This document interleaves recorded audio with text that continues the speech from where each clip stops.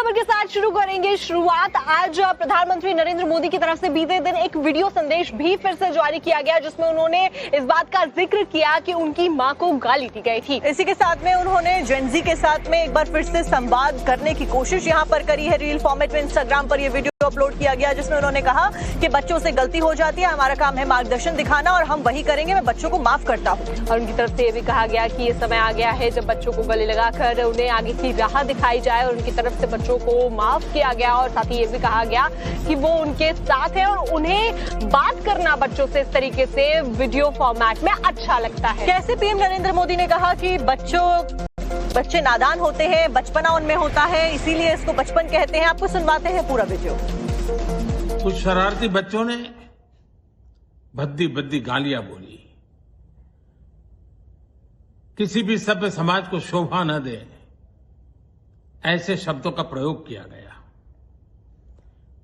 मुझे तो गालियां दी गई, मेरी स्वर्गीय माता को भी गालियां दी गई। न जाने कितना भद्दा स्वरूप था, लेकिन मैं आज बात करना चाहता हूं कि बचपन में गलतियां होती हैं और बचपन में गलतियों से सुधरने का अवसर भी होता है, और यही तो बचपना है। और इसलिए मैं समाज के अंदर जो आक्रोश है उसको भली भांति समझ सकता हूं। एक कल्चरल शॉक है कि हमारी बेटियां इस प्रकार की भाषा कैसे बोल सकती हैं, लेकिन समय है इन बच्चों को गले लगा करके राह दिखाने का। एक गुमराह बच्चे हैं, उनको राह दिखाना हमारा काम है। उनको सजा देना, अदालतों के चक्कर कटवाना, समाज में उनको प्रताड़ित करना, इससे हम परिस्थितियां नहीं बदल पाएंगे। मैं उन्हें माफ करना चाहता हूं। समाज भी मेरी इस बात को स्वीकार करे, क्योंकि मेरे मन में एक ही भाव है। कभी कभी दांतों तले हमारी जीभ आ जाती है, खून निकल आता है, लेकिन हम दांत तोड़ते नहीं है, क्योंकि दांत भी हमारे हैं, जीभ भी हमारी है, बच्चे भी हमारे हैं। उन्हें राह दिखाना हमारा काम है। गुमराह को राह दिखाना कठिन होता है, लेकिन कठिन काम हमको करना है। और इसलिए आओ, मैं इन बच्चों को कहता हूं, बच्चों आओ, हम देश के लिए साथ मिलकर के आगे बढ़े, कुछ नया सीखें, गलतियों से भी सीखें, अपने सपनों को लेकर के चल पड़े। देश बहुत आगे बढ़ रहा है, आगे बढ़ने वाला है, और आपका भी आगे बढ़ना निश्चित हो, यही मेरा सपना है। मैं आपके लिए जीता हूं, आपके उज्जवल भविष्य के लिए खपता हूं। आओ, हम मिलकर के देश को आगे बढ़ाएं। बहुत बहुत धन्यवाद दोस्तों। बस आओ, गलतियों से सीखो, आगे बढ़ो, क्योंकि मेरे मन में एक ही भाव है। कभी कभी दांतों तले हमारी जीभ आ जाती है, खून निकल आता है, लेकिन हम दांत तोड़ते नहीं है, क्योंकि दांत भी हमारे हैं, जीभ भी हमारी है, बच्चे भी हमारे हैं। उन्हें राह दिखाना हमारा काम है। गुमराह को राह दिखाना कठिन होता है, लेकिन कठिन काम हमको करना है। और इसलिए आओ, मैं इन बच्चों को कहता हूं, बच्चों आओ, हम देश के लिए साथ मिलकर के आगे बढ़े, कुछ नया सीखें, गलतियों से भी सीखें, अपने सपनों को लेकर के चल पड़े।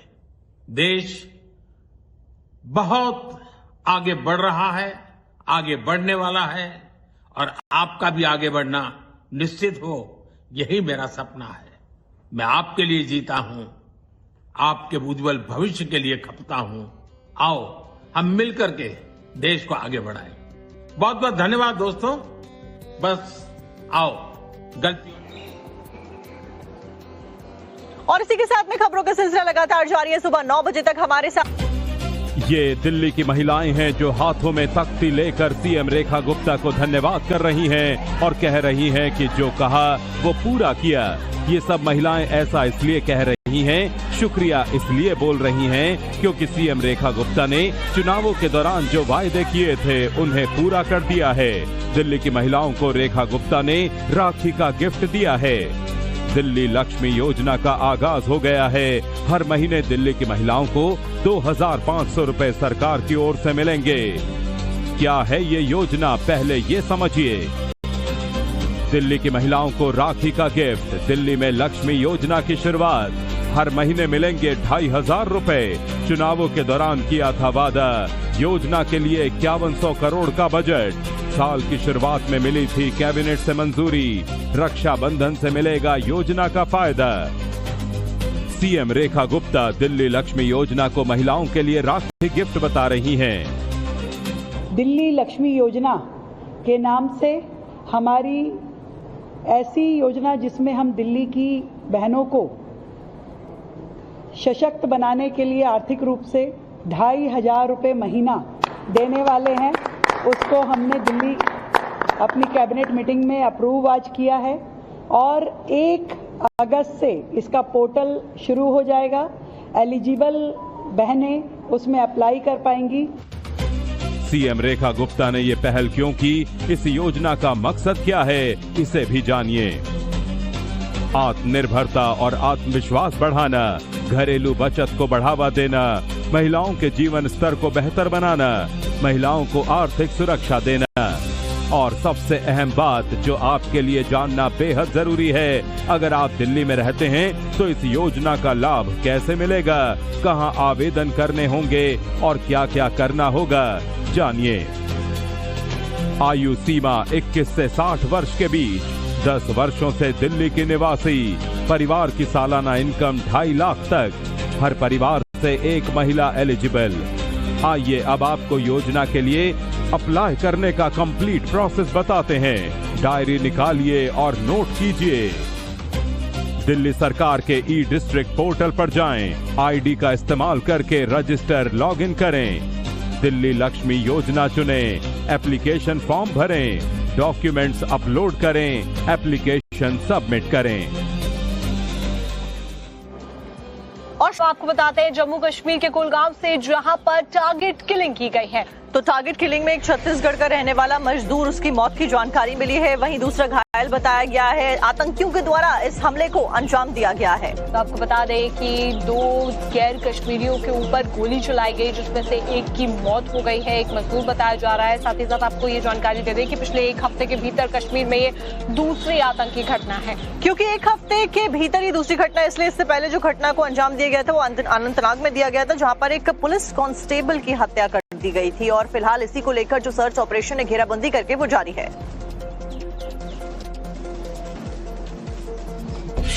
कश्मीर के कुलगाम में आतंकी हमला, 2 गैर कश्मीरी मजदूरों को आतंकियों ने मारी गोली। टारगेट किलिंग में 1 मजदूर की मौत। कश्मीर घाटी को एक बार फिर कायर आतंकवादियों ने लहूलुहान कर दिया है। दक्षिण कश्मीर के कुलगाम में शुक्रवार शाम आतंकियों ने गैर कश्मीरी मजदूरों पर फायरिंग की। छत्तीसगढ़ के रहने वाले 24 साल के दीपक और 28 साल के भूपेंद्र को आतंकियों ने निशाना बनाया, जिसमें दीपक की मौत हो गई है, जबकि भूपेंद्र गोली लगने के बाद गंभीर रूप से घायल है। पाकिस्तानी आतंकवादियों ने एक बार फिर कश्मीर को लहूलुहान किया है।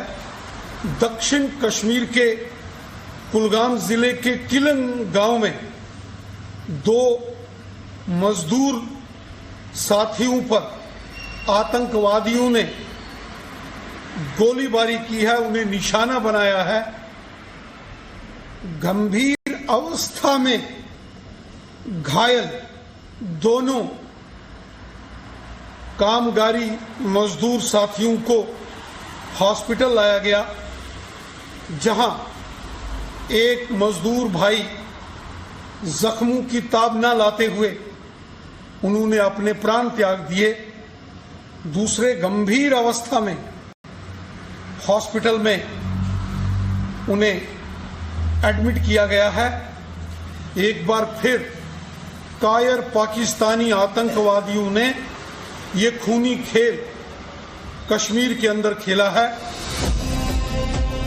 कुलगाम में हुए आतंकी हमले की खबर के तुरंत बाद सुरक्षा बलों ने पूरे इलाके की घेराबंदी कर दी है। गाड़ियों की चेकिंग की जा रही है। सुरक्षा बल आतंकियों की तलाश में जुटे हैं। जम्मू कश्मीर के उपराज्यपाल मनोज सिन्हा ने हमले की कड़ी निंदा की है।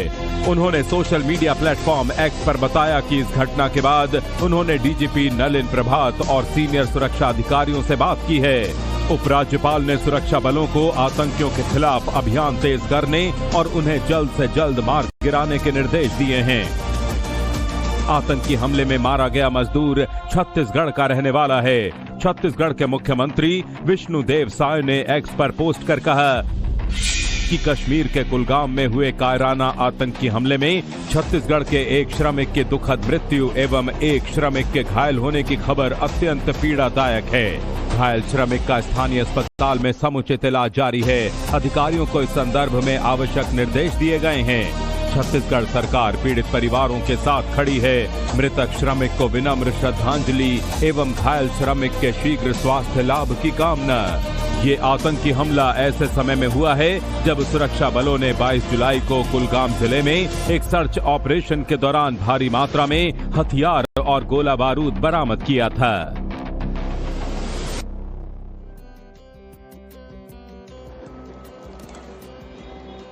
तो अब देखिए, जम्मू कश्मीर में फिलहाल इस हमले के होने के बाद में पूरे इलाके को स्क्वाड्रन ऑफ कर दिया है। स्क्वाड्रन ऑफ करने के बाद में फिलहाल सर्च ऑपरेशन चलाया जा रहा है, क्योंकि जिन आतंकियों ने इस घटना को अंजाम दिया, बीते हफ्ते भी ऐसी घटना सामने आई थी, उनको ढूंढने की तलाश जारी है। टारगेट किलिंग में 2 लोगों के ऊपर गोली चलाई गई थी और छत्तीसगढ़ का जो रहने वाला शख्स था उसकी मौत हो गई है। वहीं दूसरे का इलाज किया जा रहा है। अब सुरक्षा बलों की तरफ से सर्च ऑपरेशन चलाया जा रहा है ताकि पता चल सके कि आतंकियों की तरफ से किस तरीके से इस पूरी साजिश को अंजाम दिया गया था। और साथ ही साथ आपको बता दें कि ये एक सप्ताह के भीतर दूसरी ऐसी घटना है जिसमें गैर कश्मीरी को निशाना बनाया गया हो। आप देखिए कि पहलगाम में भी इसी तरीके से टारगेट किलिंग का मामला सामने आया था, जब निहत्थे टूरिस्ट को निशाना बना के मौत के घाट उतार दिया गया था। गन पॉइंट पे उन्हें शूट कर दिया गया था। न केवल देश बल्कि पूरे विश्व भर से जो लोगों का शोक व्यक्त करने का सिलसिला था वो जारी रहा, लेकिन उसके बाद में अब ये दूसरी बड़ी घटना कही जा रही है। और हमारे साथ में हमारे संवाददाता साहिल सोहेल जुड़े हुए हैं। साहिल, अभी सर्च ऑपरेशन चलाया जा रहा है, कहां तक जांच पहुंची है, क्या कुछ सुरक्षा बलों को जानकारियां मिल रही हैं? देखिए, कल देर शाम जिस तरीके से ये 2 प्रवासी मजदूरों पर आतंकवादियों ने हमला किया, नजदीक से गोलियां चलाई, जिससे एक मजदूर की मौत हुई है और दूसरे मजदूर का इलाज इस वक्त सिक्किम सौरा में चल रहा है। उसके तुरंत बाद ही सुरक्षा बलों ने पूरे इलाके को कॉर्डन ऑफ किया है। एक सर्च ऑपरेशन लगातार चलाया जा रहा है। चूंकि दोनों प्रवासी मजदूर एक ब्रिक किलन पर काम कर रहे थे, तो ऐसे में पहले ही कुछ साल पहले ही प्रशासन की ओर से ब्रिक किलन के जो मालिक है, ओनर्स है, उनको बताया गया था कि सीसीटीवी कैमरास वहां पे लगाए जाएं। तो हमें जो सूत्रों से जानकारी मिल रही है कि इस इलाके में सीसीटीवी कैमरास लगे हुए थे और उनसे भी जो सीसीटीवी फुटेज है वो एकत्रित करने की कोशिश की जा रही है और उनसे पता लगाने की कोशिश की जा रही है कि इस आतंकी हमले में कौन कौन आतंकवादी शामिल था। 22 जुलाई को, यानी पिछले महीने 22 जुलाई को दक्षिण कश्मीर के अनंतनाग में एक आतंकी हमला होता है। उसमें एक पुलिस जवान की हत्या की जाती है। उसके तुरंत ही बाद कश्मीर घाटी के हर एक इलाके से 2500 से ज्यादा OGWs को डिटेन किया गया था, उनसे पूछताछ की गई थी और सबसे ज्यादा जो OGWs डिटेन हुए थे वो दक्षिण कश्मीर के अनंतनाग और कुलगाम से हुए थे। और इस बीच कुलगाम पुलिस और भारतीय सेना ने मिलकर कई ऑपरेशंस भी अंजाम दिए थे, जिसमें सुरक्षा एजेंसियों ने जो है बड़ी मात्रा में गोला बारूद भी जब्त किया था। तो ऐसे में एक बड़ा ऑपरेशन कुलगाम डिस्ट्रिक्ट में पहले से ही चल रहा था और इस बीच ये आतंकी हमला जो है वो पेश आया है। और उसके तुरंत बाद जम्मू कश्मीर के उपराज्यपाल मनोज सिन्हा ने डीजीपी से भी बात कर ली है और सुरक्षा एजेंसियों को इस तरह की डायरेक्शंस दी गई हैं कि तुरंत से जो है इन आतंकवादियों का पता लगाया जाए, उनको जल्द से जल्द ट्रैक किया जाए। तो फिलहाल इस पूरे इलाके में एक सर्च ऑपरेशन चलाया जा रहा है, न केवल उस जगह पर जहां पर ये आतंकी हमला कल देर शाम पेश आया, बल्कि पूरे दक्षिण कश्मीर के इलाके में सुरक्षा एजेंसियां हाई अलर्ट पर हैं। और ये ऑपरेशन चलाया जा रहा है, उसको लेकर आपका अपडेट देने के लिए दर्शकों को बहुत बहुत शुक्रिया। इसी के तहत आपको ये भी बता दें कि बंगाल में भी एसटीएफ की बड़ी कार्रवाई देखी गई है, क्योंकि लगातार देश भर में सर्च ऑपरेशंस अलग अलग तरीके से चलाए जा रहे। बंगाल से एक संदिग्ध जैश से जुड़ा हुआ व्यक्ति पकड़ा गया एसटीएफ के द्वारा, और इस संदिग्ध के पास से जो जानकारियां मिल रही है उसके मुताबिक ये रेकी कर रहा था सीएम शुभेंदु अधिकारी की, और साथ ही साथ जो दस्तावेज इसके पास जो डिवाइसेस थे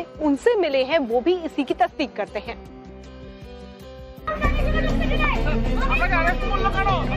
पुलिस की गाड़ी में चढ़ता ये शख्स कोई छोटा मोटा अपराधी नहीं है, ये जैश ए मोहम्मद का संदिग्ध आतंकी है। इसका नाम हामिम मंडल है। देर रात बंगाल पुलिस की एसटीएफ ने पूर्वी बर्धमान जिले से इसे गिरफ्तार किया है। पुलिस के मुताबिक मंडल के घर से मिले दस्तावेजों और मोबाइल से पता चला है कि वो मुख्यमंत्री शुभेंदु अधिकारी के बारे में जानकारी जुटा रहा था। पुलिस ये भी कह रही है कि हामिम पुलवामा अटैक के मास्टरमाइंड सज्जाद भट्ट का करीबी है। 14 फरवरी 2019 को पुलवामा अटैक में 40 सीआरपीएफ जवान शहीद हो गए थे। हामिद को कोर्ट में पेश किया गया, जहां से उसे 14 दिन की पुलिस कस्टडी में भेज दिया है।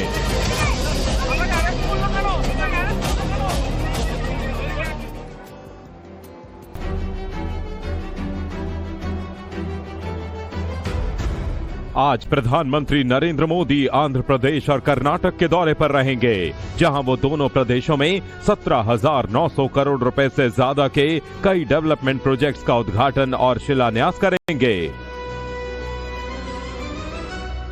प्रधानमंत्री सबसे पहले आंध्र प्रदेश के विजयनगरम जिले के भोगापुरम पहुंचेंगे। यहां वो अल्लूरी सीताराम राजू इंटरनेशनल एयरपोर्ट का उद्घाटन करेंगे। करीब 5,640 करोड़ रुपए की लागत से बना ये ग्रीनफील्ड एयरपोर्ट हर साल लगभग 60 लाख पैसेंजर्स को संभालने की कैपेसिटी रखता है। एयरपोर्ट पर पैसेंजर्स की सुविधा के लिए AI based system, biometric entry, automatic baggage system और मॉडर्न सिक्योरिटी टेक्नोलॉजी का इस्तेमाल किया गया है। 5 मेगावाट का सोलर प्लांट, बारिश के पानी का बचाव, इलेक्ट्रिक व्हीकल चार्जिंग और ऊर्जा बचाने वाली कई सुविधाएं भी बनाई गई हैं। एयरपोर्ट का डिजाइन आंध्र प्रदेश की पारंपरिक झोपड़ियों, अराकू घाटी और उड़ने वाली मछली से इंस्पायर्ड है। इसी के साथ प्रधानमंत्री नरेंद्र मोदी विशाखापट्टनम में आंध्र प्रदेश के पहले सेमीकंडक्टर मैन्युफैक्चरिंग प्लांट की आधारशिला भी रखेंगे। करीब 460 करोड़ रुपए की लागत वाला ये प्रोजेक्ट भारत सेमीकंडक्टर मिशन के तहत मंजूर हुआ है। ये प्लांट हर साल करीब 9.6 करोड़ सेमीकंडक्टर चिप्स तैयार करेगा। दोपहर बाद प्रधानमंत्री नरेंद्र मोदी कर्नाटक के मैसूर पहुंचेंगे, जहां वो स्वामी विवेकानंद सांस्कृतिक युवा केंद्र विवेक स्मारक का उद्घाटन करेंगे। ये केंद्र उस ऐतिहासिक यात्रा की याद में बनाया गया है जब स्वामी विवेकानंद नवंबर 1892 में मैसूर आए थे।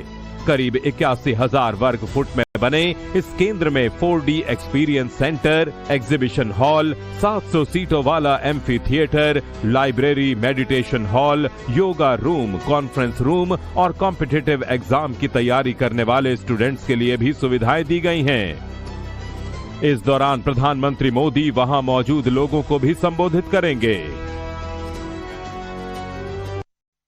आखिरकार देश में पेपर लीक के खिलाफ में एक बड़ा अमेंडमेंट कानून में किया गया है, और इस कानून को जो नाम दिया गया है वो the public examination prevention of unfair means amendment act 2026 दिया गया है। इसे इसी हफ्ते पेश किया गया था लोकसभा और राज्यसभा में, जहां बिल को मंजूरी मिल गई और उसके बाद राष्ट्रपति के हस्ताक्षर के बाद में अब इसे देश में इम्प्लीमेंट कर दिया गया है।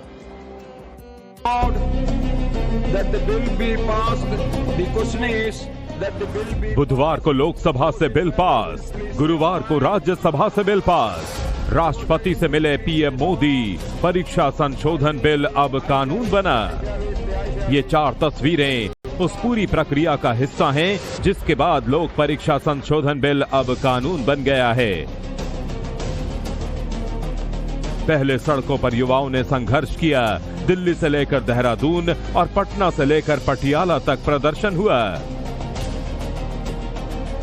दोनों सदनों में विपक्ष ने शोर शराबा किया, सरकार पर प्रेशर क्रिएट किया, तब जाकर सख्त सजा और जुर्माने के प्रावधान वाला एंटी पेपर लीक संशोधन विधेयक अब कानून बन गया है। दावा ये किया जा रहा है कि छात्रों की मेहनत पर पानी फेरने वाले नकल माफियाओं की अब खैर नहीं होगी।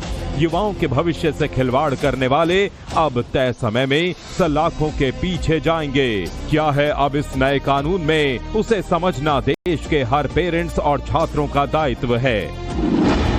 अनुचित साधनों के इस्तेमाल पर 5 से 10 वर्ष की सजा और 50 लाख रुपए तक का जुर्माना। संगठित अपराध में सजा 7 से 10 वर्ष, 10 करोड़ रुपए तक जुर्माना। सेवा प्रदाताओं पर 5 करोड़ रुपए जुर्माना, परीक्षा आयोजन पर 8 वर्ष तक रोक। सेवा प्रदाताओं के निदेशकों और प्रबंधन को 5 से 10 वर्ष सजा और 5 करोड़ रुपए जुर्माना। स्पेशल फास्ट ट्रैक कोर्ट बनेंगे। 2 माह में जांच और आरोप पत्र की तिथि से 3 माह में ट्रायल। विशेष लोक अभियोजक की नियुक्ति होगी। जरूरत पर एसटीएफ और केंद्रीय एजेंसी से जांच संभव। लोक परीक्षा संशोधन बिल अब कानून बन गया है। पीएम मोदी ने जो युवाओं से, स्पेशली जेन जी से जो वादा किया था, उसे पूरा कर दिया है। अब देखना होगा कि इस नए कानून से पेपर लीक और नकल माफिया पर कितनी लगाम लगती है। कानून तो 2024 में भी बने थे, लेकिन कितना कारगर रहा उसे हम आप सब जानते और समझते हैं। आगे आपको दिखाएंगे गुजरात।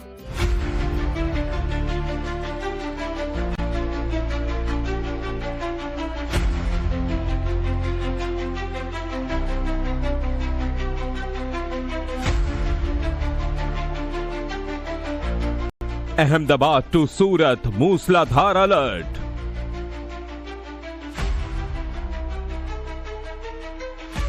बारिश का प्रहार, पूरे गुजरात में मचेगा हाहाकार।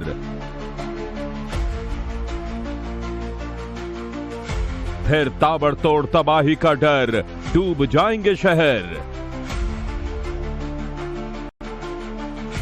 कुछ दिन पहले जो हाल गुजरात के सूरत, अहमदाबाद, आणंद और राजकोट का हुआ था, उससे बुरा हाल अगले 2 दिन में हो सकता है। मौसम विभाग ने गुजरात में अगले 2 दिनों तक भारी से भारी बारिश की चेतावनी जारी की है। अहमदाबाद, आणंद, खेड़ा, भावनगर, बोटाद जिले में रेड अलर्ट घोषित किया गया है। दक्षिण गुजरात के सभी जिलों सूरत, नर्मदा, वलसाड़, नवसारी, भरूच, डांग और तापी में भारी बारिश की चेतावनी जारी की गई है। सौराष्ट्र और कच्छ के कई हिस्सों में मूसलाधार आफत की आशंका है। गुजरात में भारी बारिश के रेड अलर्ट के बीच परीक्षाएं स्थगित कर दी गई हैं। अहमदाबाद, नवसारी और सूरत में सेना की 2-2 कंपनियां तैनात की गई हैं। रेस्क्यू ऑपरेशन के लिए जामनगर, जोधपुर, वडोदरा और पुणे में हेलीकॉप्टर तैयार हैं। दक्षिण गुजरात तट के लिए लोकल कॉशनरी सिग्नल यानी LC3 जारी किया गया है। प्रशासन पहले ही 16,000 से अधिक लोगों को सुरक्षित स्थानों पर पहुंचा चुका है, जबकि 41 लोगों का रेस्क्यू किया गया है। मौसम विभाग ने पूरे गुजरात तट पर 3 दिनों तक मछुआरों को समुद्र में नहीं जाने की सलाह दी है। गुजरात में अब तक 61.50% औसत वर्षा दर्ज की जा चुकी है।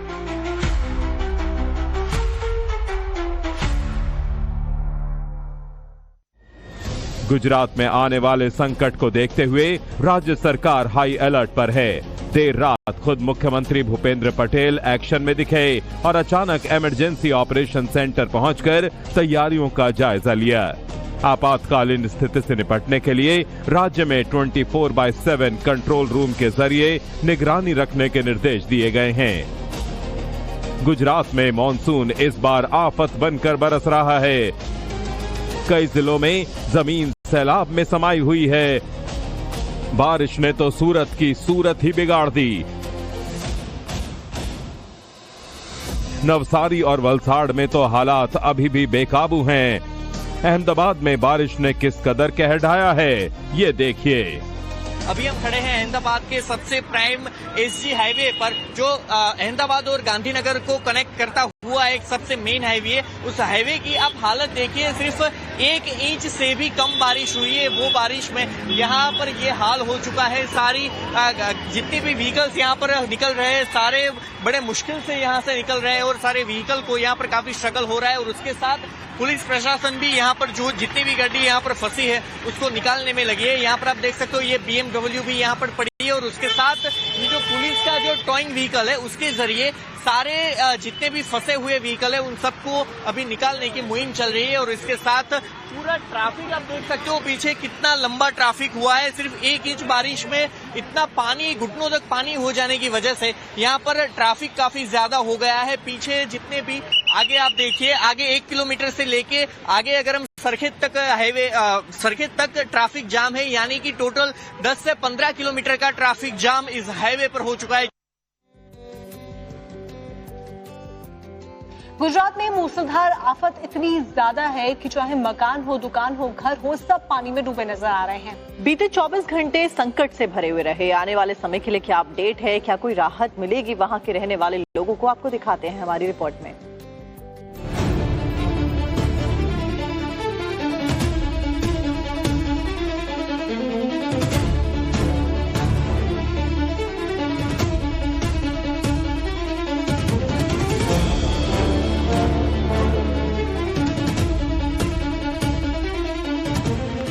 गुजरात पर इस वक्त बारिश आफत बनकर बरस रही है। कई जिले जलमग्न हैं। नर्मदा जिले में रेस्क्यू ऑपरेशन की तस्वीरें डराने वाली हैं। सैलाब में एक शख्स पेड़ के सहारे अपनी जान बचाए हुए है। एनडीआरएफ की टीम उसे बचाने के लिए पहुंची है। किसी तरह रस्सी की मदद से रेस्क्यू टीम उस तक पहुंचती है और फिर उफनते सैलाब के बीच से निकालकर उसे सुरक्षित बाहर लाया जाता है। नवसारी में तो हालात दिन ब दिन बिगड़ते जा रहे हैं। यहाँ नदियां उफान पर हैं। कावेरी नदी के किनारे बसा तड़केश्वर महादेव मंदिर पानी में समा गया है। नवसारी शहर से गुजरने वाली पूर्णा नदी का जलस्तर भी लगातार बढ़ रहा है। हालात एकदम बाढ़ जैसे हैं। एहतियात के तौर पर अब तक 4190 लोगों को सुरक्षित स्थानों पर पहुंचाया गया है। जिले में 3 एसडीआरएफ, 1 एनडीआरएफ और सेना की एक टुकड़ी हर स्थिति से निपटने के लिए तैनात की गई है। अब जरा सूरत की सूरत देखिए। डायमंड सिटी, घर, स्कूल, ऑफिस सब पानी में समाये हुए हैं। सड़क सैलाब बन चुका है। सूरत के इस स्कूल के हालात देखिए। जितना पानी बाहर है उससे ज्यादा स्कूल के अंदर भरा हुआ है। लगातार हो रही मूसलाधार बारिश से हालात बिगड़ते जा रहे हैं। पुलिस माइक से अनाउंसमेंट कर लोगों को सतर्क रहने के लिए कह रही है। लोगों को घर में रहने के लिए कहा जा रहा है, जिससे कोई जनहानि नहीं हुई। अब आपको असम लेकर चलते हैं, क्योंकि लगातार बारिश की वजह से बाढ़ आ गई है। बाढ़ की वजह से विनाश लीला की तस्वीरें सामने आ रही हैं। ऐसे में आने वाला समय असम के लिए कैसा रहने वाला है, उससे जुड़ी भी खबर। तो लोग बहुत ज्यादा असम में परेशान हैं और हजारों की तादाद में लोग इधर उधर भटक रहे हैं। और इस दौरान टाइम्स नाउ नव भारत की टीम ग्राउंड पर पहुंची है जानने के लिए असम में क्या हाल है। हमारे संवाददाता गौरव की रिपोर्ट आपको दिखाते हैं। नव भारत वो चैनल है इकलौता जो यहाँ पर लगातार असम के इन बाढ़ प्रभावित जिलों से आपको तस्वीर दिखा रहा है। तो क्या हालात यहाँ पर थे? जब हम लोग को बाढ़ आने से पहले ये गांव इतना खुशहाल था, इतना शांत था। जब बाढ़ आए उस करीब 12 बजे से आपका 1:30 बजे, 1.5 घंटा में ये पूरा हमारा पूरा ये इलाका सब समूसा बाढ़ का पानी हो गया।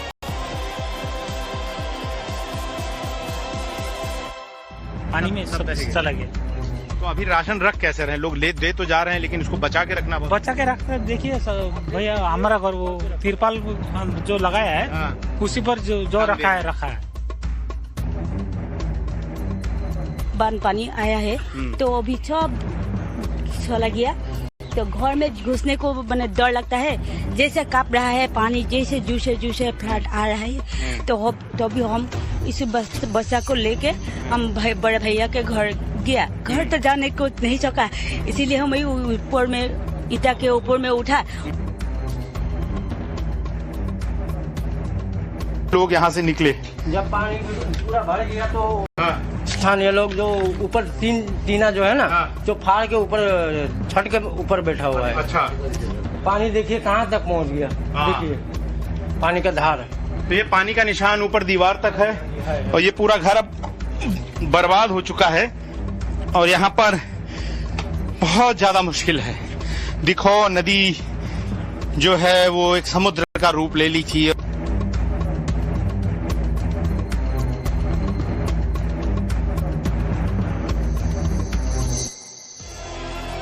आसमान से बरसती तबाही जिसका सबसे ज्यादा कहर असम पर टूटा है।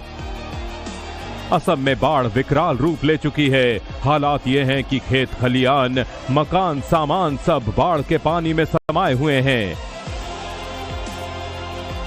अब तक 80 लोग भयंकर बाढ़ में अपनी जान गंवा चुके हैं। सबसे अधिक असर चराईदेव जिले में है, जहां करीब 80,000 लोग प्रभावित हैं। शिवसागर में करीब 71,000 और जोरहाट में 40,000 से ज्यादा लोग बाढ़ की चपेट में हैं। स्थानीय लोग बता रहे हैं कि बाढ़ हमेशा आती है, लेकिन ऐसा सैलाब पुरखों ने भी नहीं देखा था। नवभारत संवाददाता गौरव श्रीवास्तव जब असम नागालैंड सीमा पर बसे गांव में पहुंचे तो जो देखा वो कलेजा कपा देने वाला मंजर था। फ्लैश फ्लड के साथ आई तमाम मिट्टी और गाद के बीच लोगों के घर दबे पड़े हैं और हालात ऐसे हैं कि यहाँ पर चलना भी मुश्किल है। अगर आप तस्वीर देखें तो यहाँ पर अभी भी जहाँ पर मैं चल रहा हूँ, यहाँ पर लगभग कई फीट जो है इस तरह का मलबा जो है, मिट्टी का दलदल जैसा जो हिस्सा है, ये पूरा बना हुआ है और लोगों के लिए यहाँ पर अब जिंदगी जीना किसी नरक के बराबर है। और हालात ये थी कि जब यहाँ पर बाढ़ आई थी तो 15-15, 20-20 फीट से ज्यादा पानी जो है लोगों के सर के ऊपर से बह रहा था। कुछ लोग बच गए, लोकल नावों का सहारा लिया और उस वक्त एनडीआरएफ और एसडीआरएफ जब तक आती तब तक लोग गांव से बाहर निकल चुके थे। हम लोग एनडीआरएफ को कॉल कर रहे थे, लेकिन एनडीआरएफ आया नहीं था। जब यहाँ पे लोकल जब नाव था, जो लोकल नाव ने हम लोग का पूरा गाँव बचाया। नहीं तो यहाँ पे जितना गाय मरा हुआ है वैसे इंसान मरा हुआ ना था। अच्छा जी हाँ। क्या हालात है, कितने गांव मरे, क्या लोग भी बह गए यहाँ पर? लोग तो बहे हैं। आपके इधर हम लोग को जो अभी ग्राउंड जीरो बोलते हैं उस जगह का अभी हो गया, ग्राउंड जीरो हो गया। वहाँ पे अभी 5 लोग, 2, 3, 4 औरत और एक उधर बहाया नहीं है, गुजर गया है। 2-3 डेड बॉडी कल भी निकला है।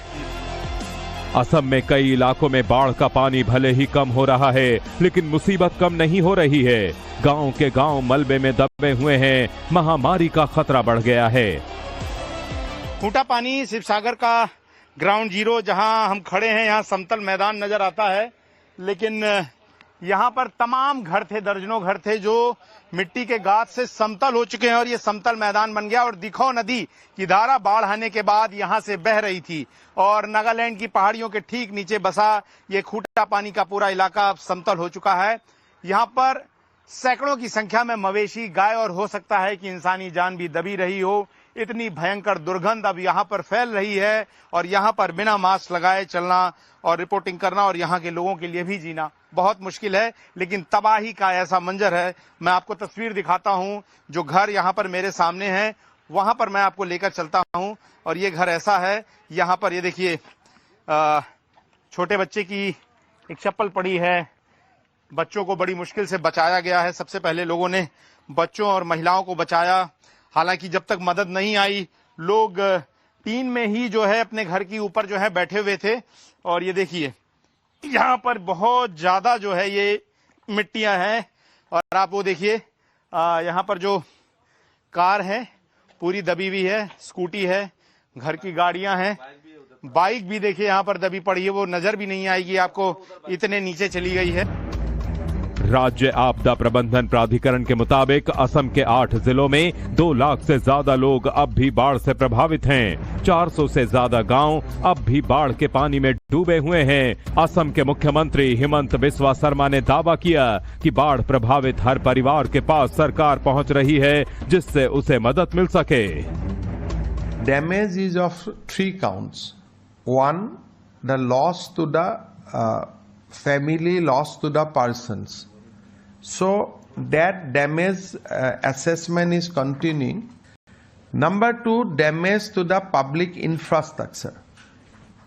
Number 3, the long-term damage in terms of roads and bridges in the embankment, etc. So multiple assessment is going on. We are going house to house to see the damage caused by the flood to each and every houses. So state government is doing everything and we are being empowered by Government of India.